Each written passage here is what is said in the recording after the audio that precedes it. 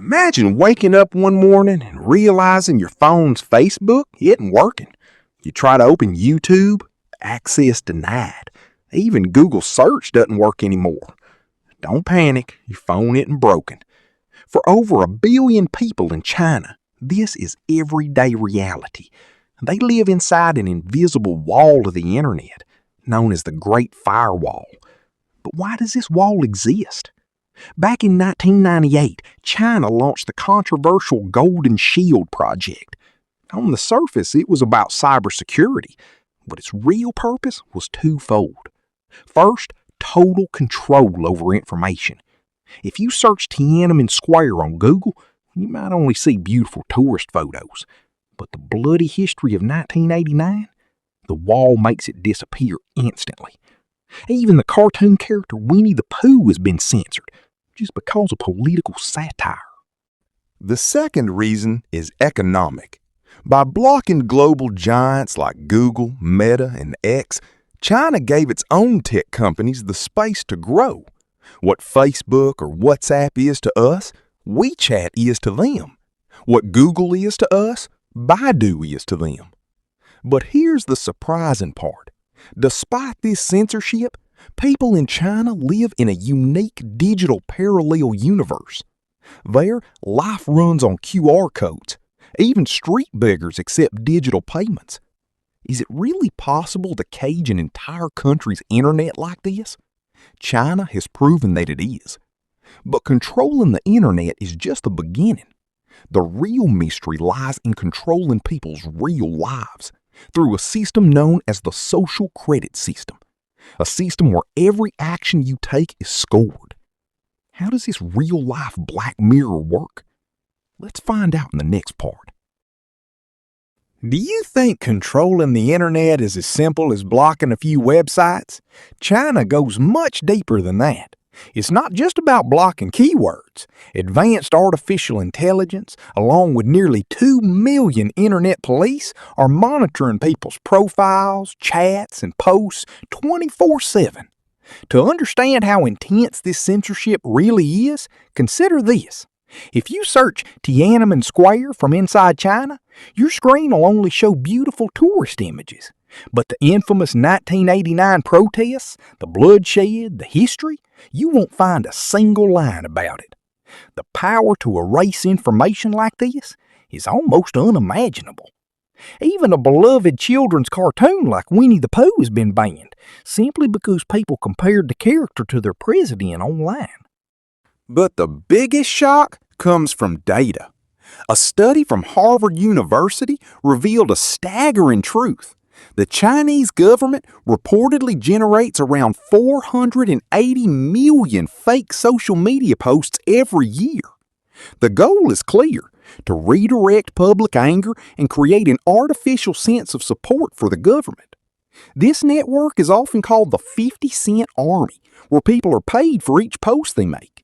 So what you see, what you hear, and even what you think may already be carefully scripted. But is this control limited to just screens? Not at all. Beyond the internet, this system has begun shaping people's real lives and behavior. And that's where one of the world's most controversial systems emerges: the social credit system. Imagine you're walking down the street and accidentally cross the road on a red signal. Instantly, you receive a message on your phone. Your credit score has dropped by 5 points. But that's not all. A giant digital screen nearby flashes your face and name for everyone to see. You've broken the rules. Sounds like something out of a science fiction movie, right? But for over 1 billion people in China, this is real life. It's called the social credit system. Simply put, it's a system where every citizen is a player in a government-designed game. Do good, and your points go up. Make a mistake, and your life could quickly turn into a living nightmare. At its core, this system measures your trustworthiness. If you repay your bank loans on time, donate blood, or engage in community service, your social credit score increases. And with higher scores comes surprising benefits. Getting a loan becomes easier, Checking into hotels may no longer require deposits. Even on dating apps, your profile can be ranked higher than others. But the other side of the coin is far more terrifying. Break traffic laws, smoke in public places, or post criticism of the government online, and your score can drop rapidly. And once it falls below a certain level, you may become what many describe as a blacklisted citizen. So what actually happens when your score drops? The real-life consequences are chilling. 1. Travel restrictions. With a low score, you may be unable to buy train tickets. Forget business class. Even regular tickets can be blocked. Millions of people in China have reportedly faced travel bans due to this system. 2. Impact on children. Your mistakes can affect your child's future. Getting into top schools or prestigious universities may become nearly impossible. 3. Internet limitations. Your internet speed can be reduced, making it harder to access information. 4. Public shaming. Your face may appear on public displays, labeled as untrustworthy. Even when someone calls you, they might hear a warning tone, alerting them that they are contacting a low-score individual. But how does the system know everything you do? The answer lies in China's vast surveillance network.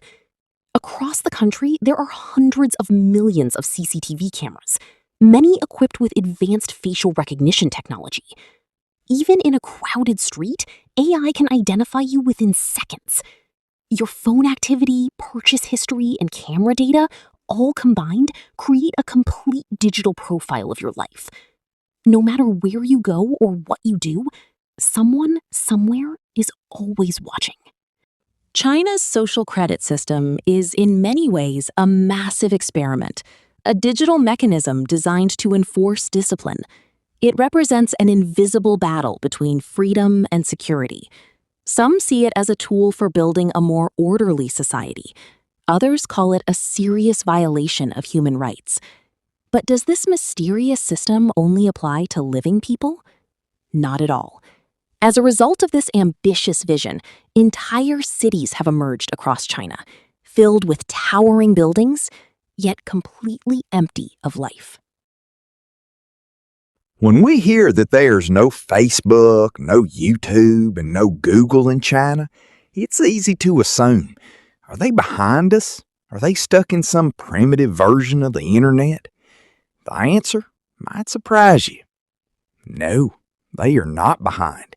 In fact, they live in a digital parallel universe that is far more advanced and far stranger than we can imagine. It's called a super app lifestyle. While we rely on dozens of different apps to run our lives, they do it all in one. Let's explore just how different their digital world really is. Take a look at your phone screen. You use WhatsApp for chatting, Instagram for photos, PayPal or Bcash for payments, Uber for rides, and Foodpanda for food delivery. Your life is spread across multiple apps. But in China, one name dominates everything. WeChat, also known as Weixin. Can you imagine an entire internet inside a single app? In China, people use WeChat to send messages, make video calls, handle office work, book train tickets, schedule doctor appointments, even file for divorce. It's not just a social media platform, it's an essential part of life, a kind of digital oxygen. In fact, surviving in China without WeChat is nearly impossible. Now, let's talk about their financial revolution. While many of us still rely on cash or credit cards, China has moved far beyond that. They are now a fully cashless society. There, money don't mean paper bills in your pocket. It means a QR code on your phone screen. And here comes the biggest surprise. If you walk down a street in China and see a beggar, you might notice something unusual. Instead of a bowl, they hold a small card with a QR code. Yes, even donations are made by scanning and paying digitally.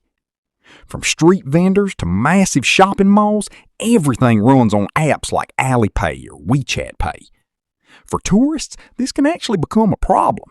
Without these digital wallets, surviving there becomes extremely difficult. They are not just a few years ahead, they are at least a decade ahead in payment technology. But with all this convenience, is there no downside? Of course there is, and that's where the real mystery begins.